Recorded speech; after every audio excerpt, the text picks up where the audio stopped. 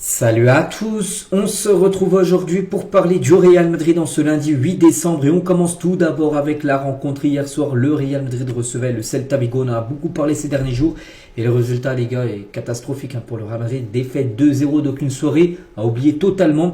Pourquoi? Parce qu'il y a déjà défaite bien sûr contre le Celta, il y a eu 2 cartons rouges, il y a un joueur cadre blessé, vraiment c'était une soirée totalement noire bien sûr pour le Real Madrid. Donc concernant l'état de forme du Real Madrid en Liga, et c'est pas du tout bon les gars. Le Real Madrid n'a remporté qu'un seul de ses 5 derniers matchs de Liga. Ça avait été la victoire il y a quelques jours contre l'équipe de Bilbao à San Mamés 3-0.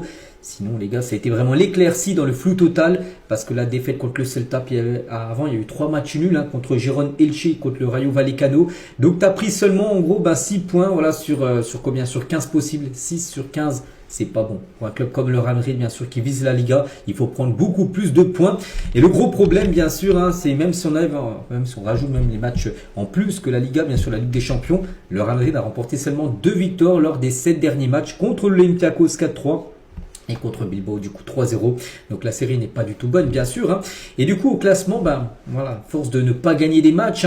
Et surtout le Barça gagne tous leurs matchs. Et du coup le Real Madrid a perdu 9 points depuis le Classico. Le Barça a remporté tous ses matchs. À noter que le Real Madrid avait 5 points d'avance sur le FC Barcelone après le 26 octobre dernier. Donc ça avait été date du Classico.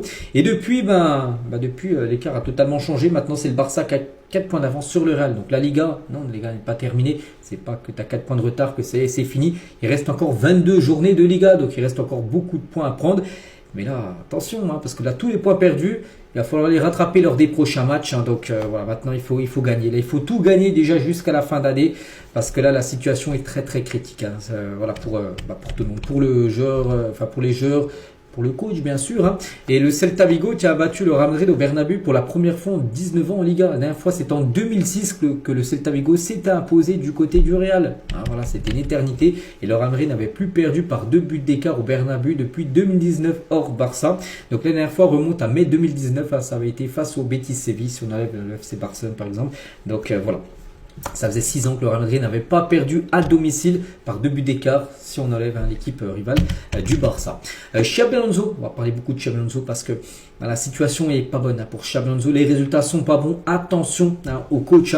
Donc tout d'abord, l'effort et l'intensité des joueurs ce soir décevant pour être honnête. Il n'a pas du tout été satisfait bien sûr de la part de ses joueurs. Il a trouvé que les joueurs, en plus les gars, n'oubliez pas qu'aussi ce match est à domicile. Les 6 derniers matchs avaient été à l'extérieur. Donc là, le Real Madrid retrouvait ses supporters. Ils ont pondu un match comme ça, c'est pas passé, donc même lui le dit.